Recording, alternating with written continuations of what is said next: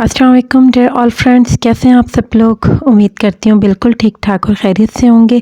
आज मैं आप लोगों के लिए एक बहुत ही ख़ास रेसिपी लेकर आई हूँ जो कि लाहौर में तकरीबन हर शादियों में ही आपको देखने को मिलती है, ख़ास तौर पे मेहंदी के इवेंट में या माइयों के इवेंट में। पालक गोश्त की रेसिपी, और ये किस तरह से बनती है आपको मैं ऑथेंटिक वे से का सारा गाइड करूँगी। आपने बस वीडियो को स्किप नहीं करना है और एंड तक देखना है और स्टेप बाय स्टेप ऐसे ही फॉलो करना है, तो आपके गोश्त पालक की रेसिपी बहुत अच्छी बनने वाली है। सबसे पहले ले लेंगे जी हम 1.5 किलो पालक, फ्रेश बिल्कुल ग्रीन ग्रीन सी।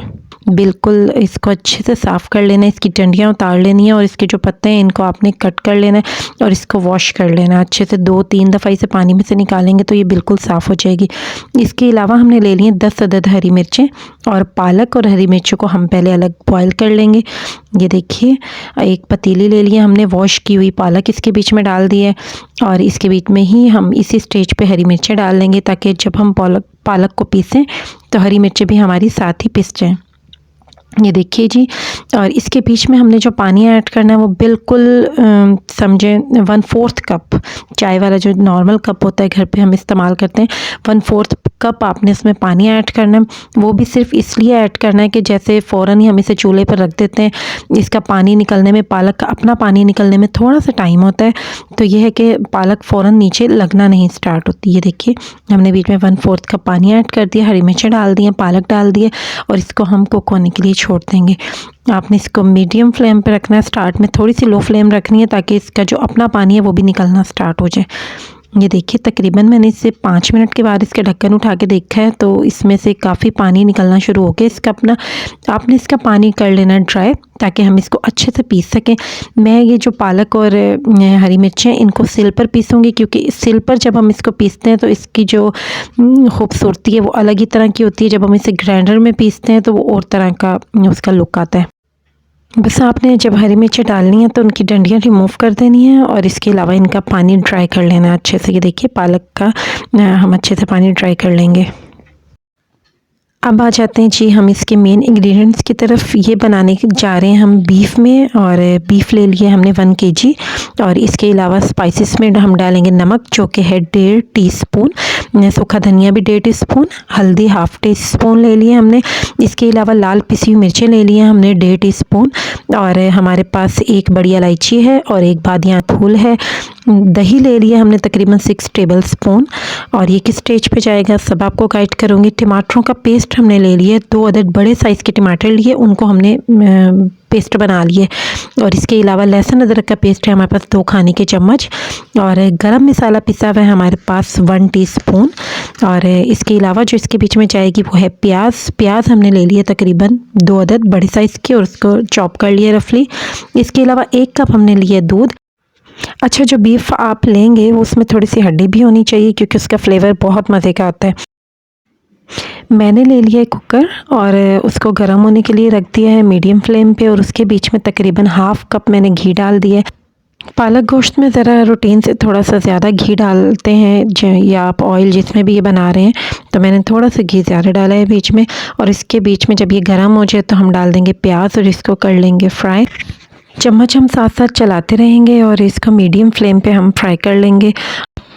प्याज को हमने बहुत ज़्यादा डार्क कलर नहीं देना, जब ये खूबसूरत से पिंक कलर की हो जाए तो हम इसके बीच में साबित गरम मसाला जो कि हमने बड़ी इलायची और बादियान का फूल रखा था वो डाल देंगे स्टेज पे। ये देखिए, खूबसूरत सा कलर आ चुका है पिंक सा, और अब इस स्टेज पे हम इसके बीच में ये साबित गरम मसाला जो कि 2 ही चीज़ें हैं जस्ट, वो हम इसके बीच में ऐड कर देंगे और साथ ही हम इसको फ्राई कर लेंगे। ज़रा सा आपने इसको फ्राई करते ही आपने इसके बीच में गोश्त डाल देना है, गोश्त को भी साथ ही फ्राई कर लेना है, और बाद में हम इसके बीच में बाकी सारे स्पाइसेस डाल के इसको वेट लगा देंगे ताकि हम इसे गला सकें। ये देखिए, गोश्त को भी हम अच्छे से फ्राई कर रहे हैं। ऑयल के साथ जब हम इसे या घी के साथ फ्राई कर लेते हैं तो इसकी खूबसूरत सी खुशबू आने लगती है, बहुत मज़ेदार सी। और ये देखिए, साथ ही हमने लहसुन अदरक का पेस्ट डाल दिया 2 खाने के चम्मच, और इसके साथ भी अब हम गोश्त को फ्राई कर लेंगे। और जब इसकी अच्छे से भुनाई हो जाएगी तो हम इसे फिर गलने के लिए छोड़ेंगे। ये देखिए जी, मीडियम फ्लेम पे हमने इसकी अच्छे से कर ली है भुनाई लहसुन अदरक के पेस्ट के साथ। और जब इसकी भुनाई हो जाएगी, इसका कलर देखिए गोश्त का चेंज हो चुका है, तो इस स्टेज पे हम इसके बीच में जो सब ड्राई मसाला चाहते हैं वो ऐड कर देंगे। आपने पिसा हुआ गरम मसाला स्टेज पे ऐड नहीं करना, वो मैं आपको बताऊंगी कब ऐड करेंगे। सारे ड्राई मसाले हमने इसके बीच में ऐड कर दिए। साथ ही हम इसमें टमाटरों का पेस्ट डाल देंगे ताकि ये हमारे मसाले नीचे जले नहीं, लगे नहीं। और इसके बीच में हम इतना पानी ऐड कर देंगे जिसमें हमारा गोश्त जो है बीफ का आराम से गल जाए। मैंने अपने कुकर के हिसाब से इसमें तकरीबन 3 गिलास पानी ऐड किया है, आप अपने कुकर के हिसाब से देख लीजिएगा। और इसको तकरीबन हमने आधे घंटे का वेट लगा दिया। दूसरी तरफ ये देखिए जी, पालक हमारी अच्छे से गल चुकी है और इसका पानी भी तकरीबन ड्राई हो चुका है।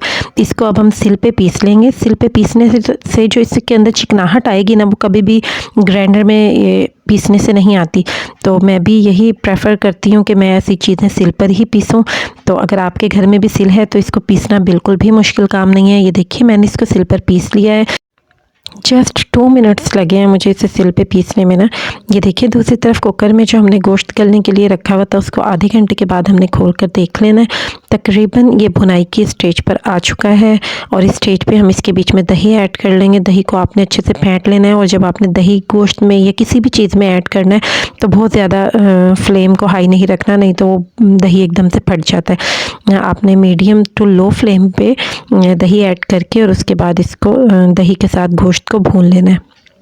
उसके बाद हम इसके ये करेंगे जो देग वालों की एक सीक्रेट चीज़ होती है। बाकी तो सब पालक गोश्त इसी तरह से ही बनाते हैं, लेकिन वो इस स्टेज पे गोश्त को निकाल लेते हैं अलग। जब इसकी भुनाई कर लेते हैं अच्छे से, गोश्त की बोटियों को वो निकाल लेंगे अलग और फिर पालक को बीच में मसाले के साथ दूध डाल के अच्छे से भुनाई करेंगे और उससे उसके बीच में बहुत ही ज़्यादा स्मूथनेस सी और मज़ेदार उसका फ्लेवर हो जाता है। पालक की अच्छे से भुनाई भी हो जाती है, क्योंकि गोश्त के साथ जब हम इसकी भुनाई करते हैं तो गोश्त टूटने का ख़तरा होता है, क्योंकि हमने बीच में 1 कप दूध भी ऐड करना है इसके बीच में एक्स्ट्रा।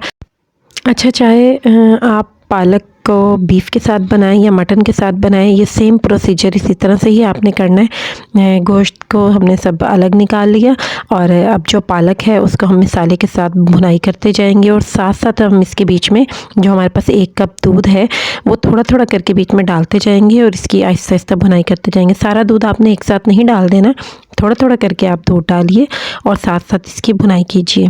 और जब हम इसकी भुनाई कर रहे होंगे तो साथ ही हम इसके बीच में थोड़ा सा अदरक कटा हुआ डाल देंगे और इसके अलावा पिसा हुआ गरम मसाला भी इसी स्टेज पर ही डाल देंगे ताकि उसकी भुनाई भी साथ ही हो जाए। ये देखिए दूध हमने 1 कप लिया है और इसे हम थोड़ा थोड़ा करके बीच में ऐड कर रहे हैं। थोड़ा कटा हुआ अदरक हम इस स्टेज पे ऐड करेंगे। इससे ये है कि इसके बीच में अदरक का बहुत अच्छा सा फ्लेवर आ जाएगा। मसाले के साथ इसकी भुनाई होगी जब, और पिसा हुआ गरम मसाला भी हमने इस स्टेज पे इसके बीच में ऐड कर दिया है। ये देखिए तकरीबन जो हमने बीच में दूध डाला था वो ड्राई हो रहा है काफ़ी। जब इसके ऊपर थोड़ा ऑयल आना शुरू हो जाएगा तो हम इसके बीच में जो हमने अलग से बीफ निकाल के रखा हुआ है वो भी हम इसके बीच में ऐड कर देंगे। ये देखिए ये सारा हम इसके बीच में अब ऐड करने जा रहे हैं और इसकी भी इसके साथ अब अच्छे से भुनाई कर लेंगे। थोड़ी देर पर फिर हम इसे दम पर रखेंगे और उससे ये है कि इसका जो ऑयल है वो निकल कर बाहर आ जाएगा।